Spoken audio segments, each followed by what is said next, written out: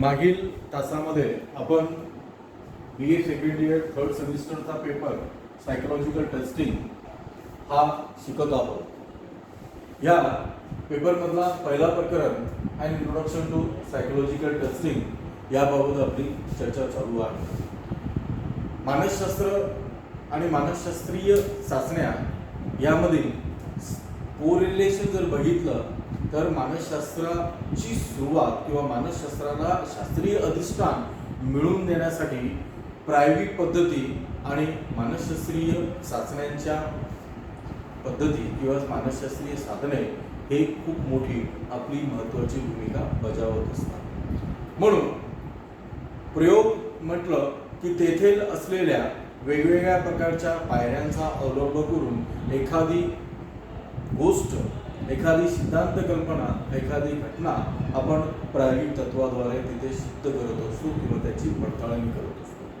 त्याचप्रमाणे मानसशास्त्रीय चाचण्यांच्या व्याख्यांकडे जर आपण थोडंसं अवलोकन केलं तर त्यामध्ये शाब्दिक व अशाब्दिक प्रतिक्रियांच्या साहाय्याने आपण व्यक्तीच्या अंगी असलेल्या विविध गुणधर्मांचं, विविध घटकांचं किंवा समग्र व्यक्तिमत्व घटकांचं किंवा एका घटकाचं वस्तुनिष्ठ व प्रमाणित साधनांद्वारे तयार करण्यात आलेल्या प्रश्नावलीच्या साहाय्याने किंवा साधनांच्या साहाय्याने मापन करत असतो।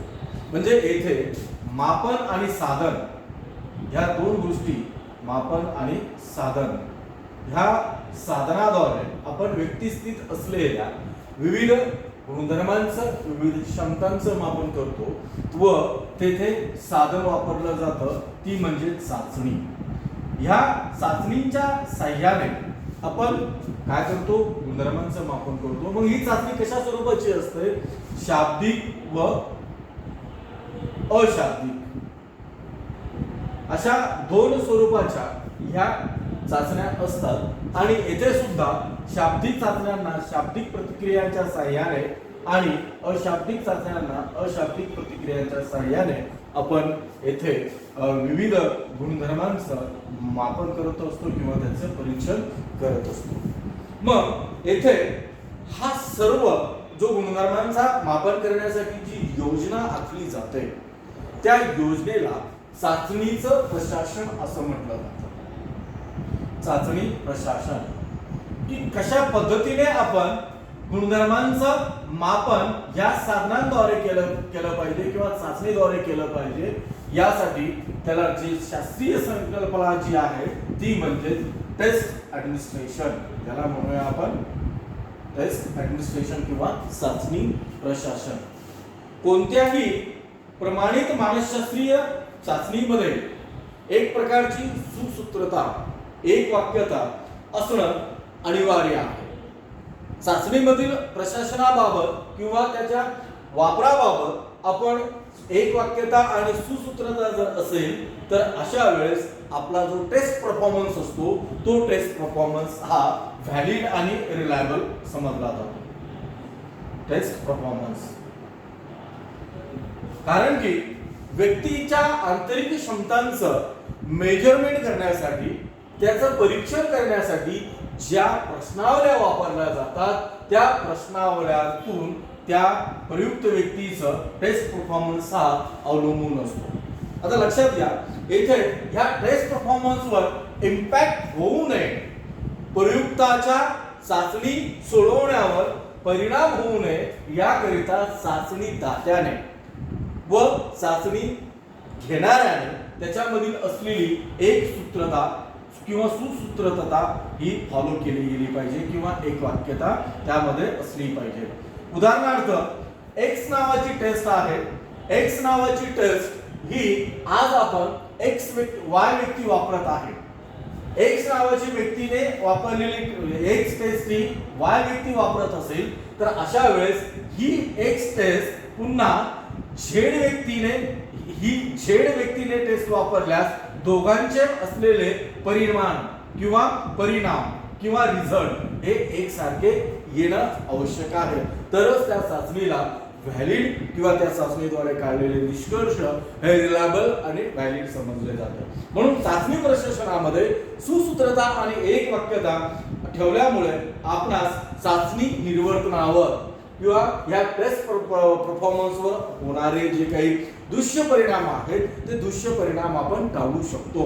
म्हणून टेस्ट ऍडमिनिस्ट्रेशन करत असताना आपण त्यामधील गांभीर्यता लक्षात घेतली पाहिजे की चाचणीचं प्रशासन कशा स्वरूपाचं असावं. वस्तुस्थिती अशी आहे की प्रत्येक चाचणीच्या स्वरूपानुसार लक्षात घ्या, टेस्ट हे जे प्रशासन आहे हे प्रशासन चाचणीच्या स्वरूपानुसार मापन करणाऱ्या गुणधर्मांच्या किंवा घटकानुसार हे वेगवेगळे असू शकते. टेस्ट ऍडमिनिस्ट्रेशन हा किंवा चाचणी प्रशासन हे चाचणीच्या स्वरूपावरून त्याचबरोबर चाचणीच्या मापनीय घटकांनुसार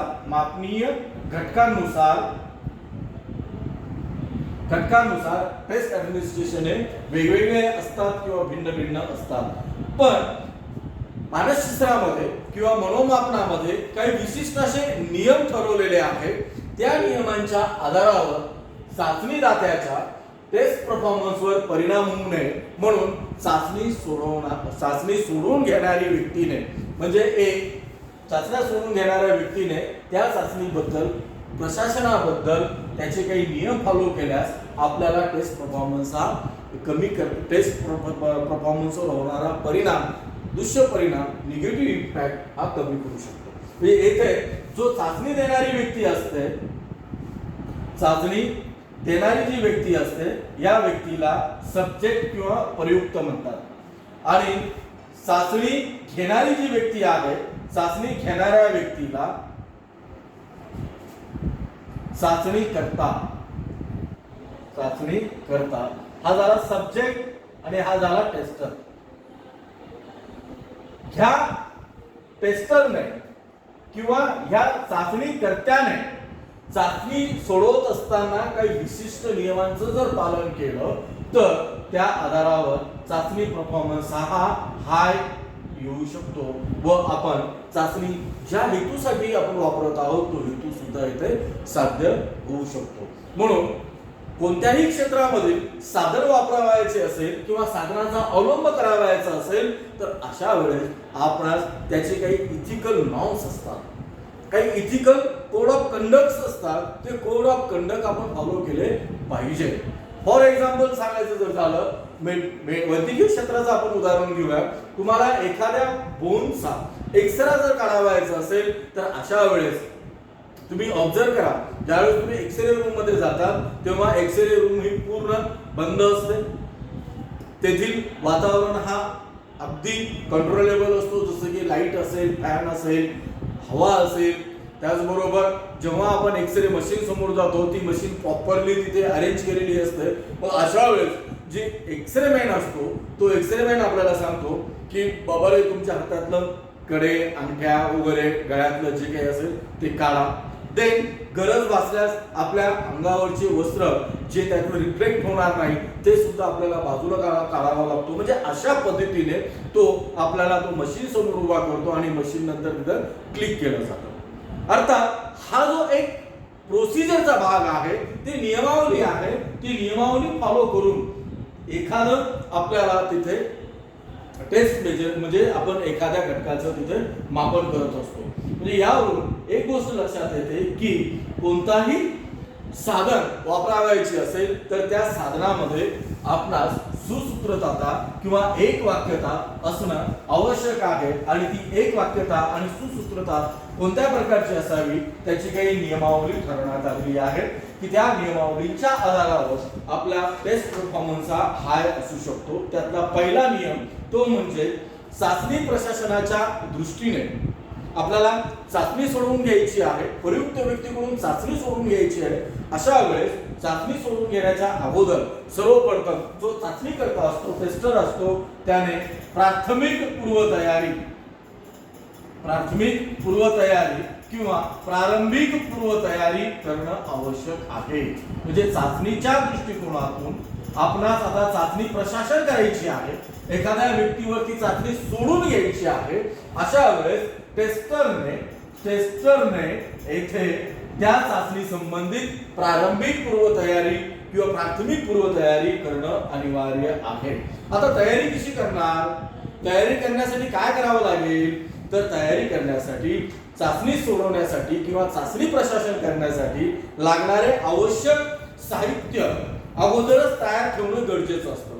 अगोदरच ते सर्व साहित्य गोळा करून घेणं आवश्यक आहे. मग तिथे चाचणीची प्रश्नावली असेल, चाचणी प्रपत्र असेल किंवा उत्तरपत्रिका असेल, उत्तरपत्रिकांची संख्या, चाचणी प्रपत्रकांची संख्या, उदाहरणार्थ समजा तुम्ही ग्रुपमध्ये सोडवत असाल तर 50 जणांचा ग्रुप असेल तर अशा वेळेस आपल्याकडे चाचणीचे 50 प्रपत्र आणि चाचणीची 50 आन्सर शीट ज्याला आपण उत्तरपत्रिका म्हणूया, ह्या अगोदर चाचणी करताना टेस्टरने तपासून घेणं अनिवार्य आहे. म्हणजे कोणतंही आपल्याला तेथे चाचणी सोडून घ्यायची आहे, गटावर सोडवायची आहे की एका व्यक्तीवर सोडवायची आहे, एका व्यक्तीवर सोडवायची असेल किंवा गटावर सोडवायची असेल तरी देखील आपल्या जवळ म्हणजे टेस्टर जवळ चाचणी प्रशासनाच्या पूर्वी ती टेस्ट सोबत बाळगली पाहिजे. ती टेस्ट साठी लागणार जे स्कोरिंग सीट आहे तो स्कोरिंग सीट, त्याचबरोबर त्यासाठी असलेलं रिस्पॉन्स सीट हे सुद्धा आपण सोबत बाळगलं पाहिजे. ते प्रॉपर आहे की नाही आहे ते तपासून घेतलं पाहिजे. म्हणजे अर्थात तिथे लागणारं साहित्य उपकरण जर असेल, आता बऱ्याचशा मानसशास्त्रीय टेस्ट मध्ये उपकरणं असतात, त्या उपकरणं सुद्धा त्यांची तपासणी करणं अनिवार्य आहे. म्हणजे तेथे आपण सर्वप्रथम चाचणी सोडवत असताना चाचणी प्रपत्र, त्यानंतर रिस्पॉन्स सीट, नंतर मॅन्युअल एक्सेट्रा. म्हणजे चाचणीसाठी जे काही अत्यावश्यक साधनं आहेत ती साधनं आपण व्यवस्थितरित्या तपासून घ्यावी. त्याचबरोबर चाचणी पुस्तिकेमध्ये त्यासोबत एक मार्गदर्शक पुस्तिका असते ज्याला आपण मॅन्युअल म्हणूया.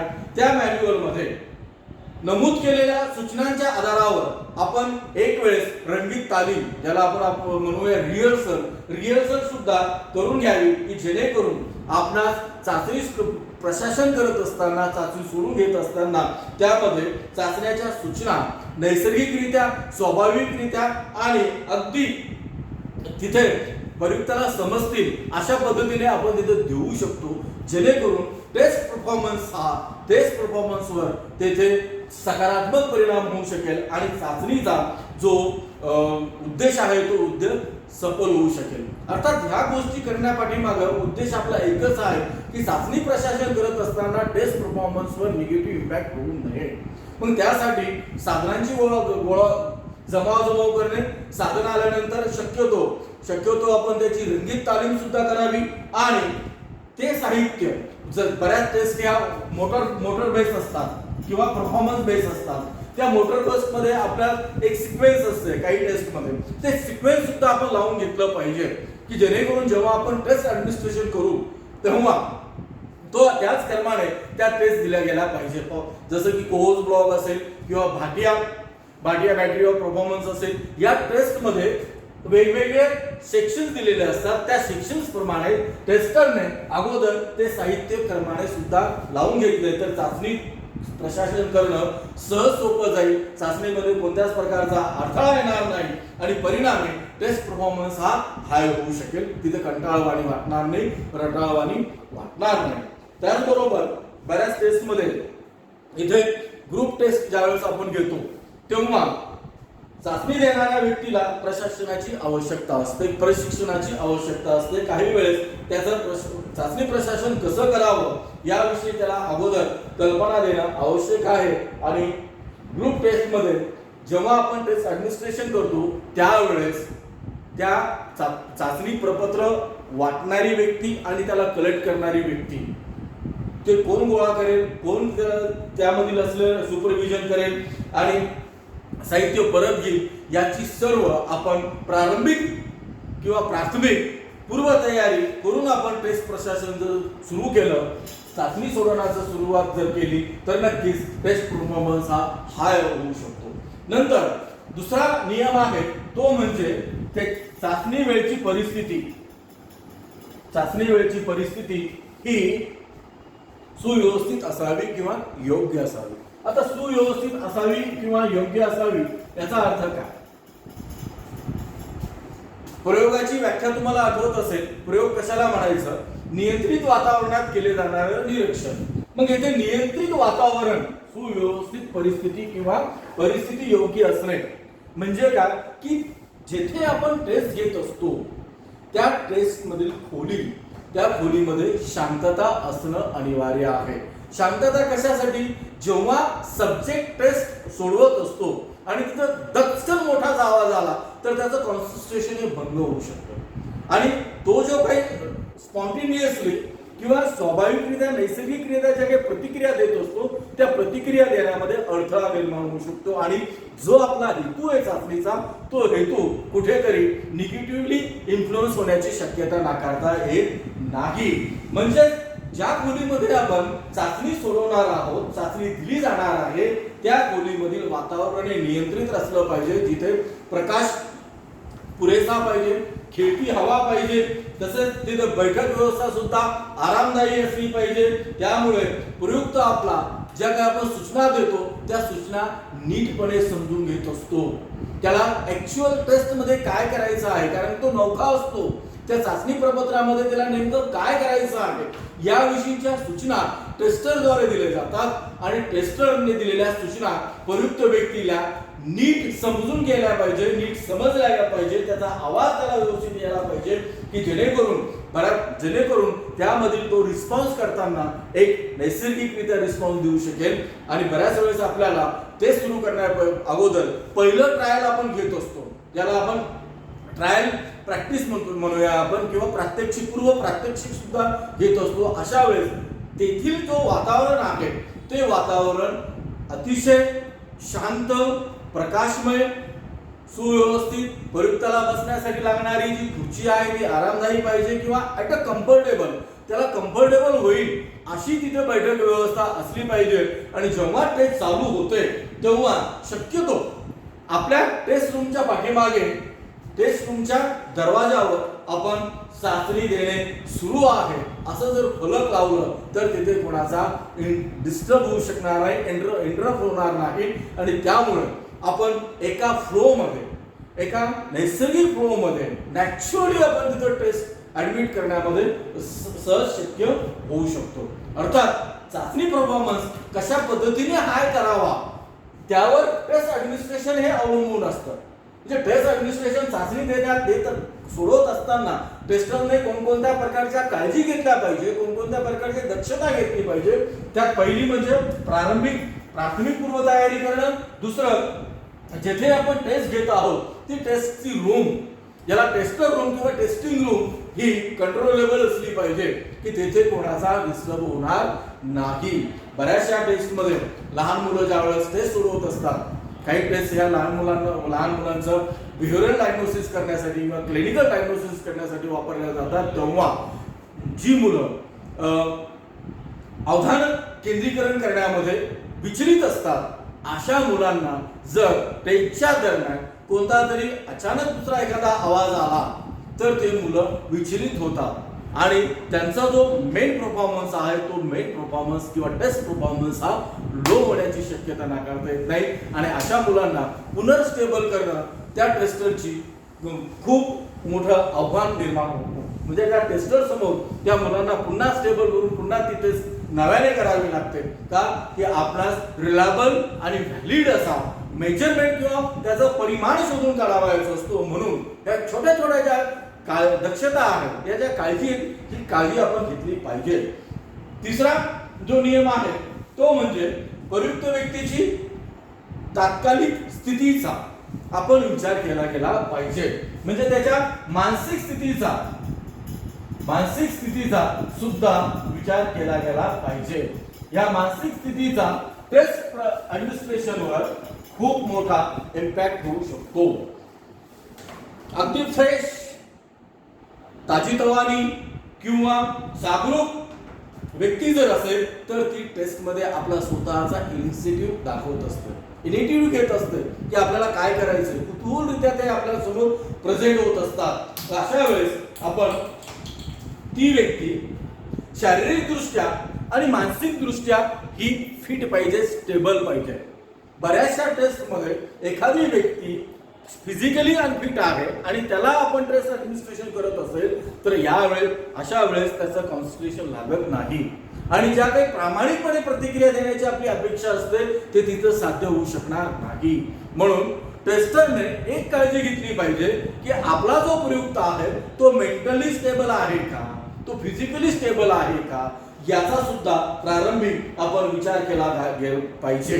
जर प्रयुक्त व्यक्ती अस्वस्थ असेल, बेचैन असेल आणि अस्वस्थ आणि बेचैनच्या काळामध्ये जर तुम्ही टेस्ट सोडवत असाल तर अशा वेळेस तुम्हाला नक्कीच तुमचा टेस्ट परफॉर्मन्स हा लो होण्याची शक्यता नाकारता येणार नाही.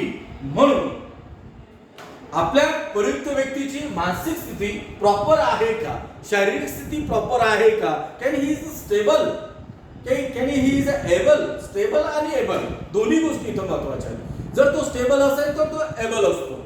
म्हणून चाचणी सोडवण्यापूर्वी किंवा चाचणी प्रशासन करण्यापूर्वी आपण प्रयुक्त व्यक्तीच्या प्रेझेंट तात्कालिक मानसिक आणि शारीरिक स्थितीचा सुद्धा टेस्टरने विचार केला पाहिजे. यावेळेस आपला टेस्ट हा उद्देश कसा साध्य होऊ शकेल याकडे बारकाईने लक्ष देणं अनिवार्य आहे. म्हणून चाचणी प्रशासन करत असताना आपण प्रयुक्त व्यक्ती हा कशा स्वरूपाचा आहे, त्याचं मनोबल कसं आहे, तो भावनिकदृष्ट्या स्थिर आहे का. आता बऱ्याच टेस्टमध्ये फॉर एक्झाम्पल फ्रस्ट्रेशन टेस्ट आपण तुम्ही घेत असाल to diagnose the frustration level of testing असा जर तुमचा हेतू असेल आणि अशा वेळेस ऑलरेडी तुमचा प्रयुक्त हा भावनिकदृष्ट्या खचलेला आहे, भयगंड अवस्थेमध्ये आहे, तर त्यावेळेस तो त्या टेस्टमध्ये त्याचा जो रिलायबल स्कोर आहे तो रिलायबल स्कोर मिळण्याची शक्यता खूप कमी प्रमाणात असू शकते. म्हणून टेस्टरने अगोदर आपल्या म्हणजे टेस्टीची सब्जेक्टचे physical condition, mental condition, emotional condition जाणून घेणे अनिवार्य आहे. तरच त्या व्यक्तीवर तुम्ही ती टेस्ट ऍडमिनिस्ट्रेशन करावी. हा एक साधा आणि सरळ मार्ग आहे. म्हणजे टेस्ट ऍडमिनिस्ट्रेशन मध्ये एक सुसूत्रतापणा असला पाहिजे आणि त्या सुसूत्रतापणामध्ये किंवा एक त्याच्यामध्ये सिस्टमॅटिकपणा किंवा एक वाक्यतेपणामध्ये ह्या तीन गोष्टी खूप महत्त्वाच्या आहेत. या तिन्ही गोष्टीवर टेस्ट परफॉर्मन्स हा अवलंबून असतो किंवा टेस्ट परफॉर्मन्स हा निर्धारित होत असतो.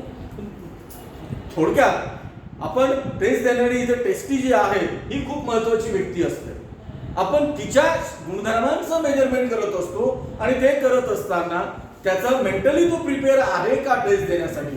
नाही तर बऱ्याच वेळेस असं होतं, आता आम्ही बघत असतो की प्रॅक्टिकलच्या परीक्षा असतात आणि एक्झामिनर सांगतात चला तुमचा टेस्टी आणा, तुमचा सब्जेक्ट आणा. कोणाला तरी पकडून आणलं जातं काही गडबडीत आणि त्याला दुसरीचकडे काहीतरी काम असतं, दुसऱ्याच काम असतो, मानसिकदृष्ट्या तिकडे प्रिपेअर्ड असतो, तिथं व्यस्त असतो, त्याला उचलून आणतो, हे घे टेस्ट, तुझं आता मी व्यक्तिमत्वाचं मापन करणार आहे आणि याच्यात हे प्रश्न आहेत आणि हे सोडून दे तू पटकन. तो सरळ तुमच्या मैत्रीपोटी, तुम्हाला मदत सहकार्याच्या भावनेपोटी, परीक्षेच्या हेतूने येतो. त्याला तिथं वाटेल प्रश्न न वाचता जिथे वाटेल तिथे टिक करतो. टिक केल्यानंतर हे गे रे बाबा, चलो जय हिंद जय भारत म्हणून तो निघून जातो. याला टेस्ट ऍडमिनिस्ट्रेशन म्हणायचं का? याला टेस्ट प्रशासन चाचणी प्रशासन म्हणायचं का? नव्हे. येथे आपणास जो हेतू आहे आपला चाचणीचा तो साध्य करून घेण्यासाठी टेस्टी व्यक्तीला प्रिपेअर आहे की नाही आहे हे सुद्धा पडताळून पाहणं आवश्यक आहे. तेथे आपला वेळही जास्त खर्च होत नाही आणि तिथे लागणारे एफर्ट्स आहेत हे एफर्ट्सही जास्त लागत नाही. त्यातल्या त्यात चाचणीची जी वेळ आहे त्या टेस्टीच्या वेळेप्रमाणे जर ठेवली तर नक्कीच आपला टेस्ट परफॉर्मन्स हा हाय येऊ शकतो.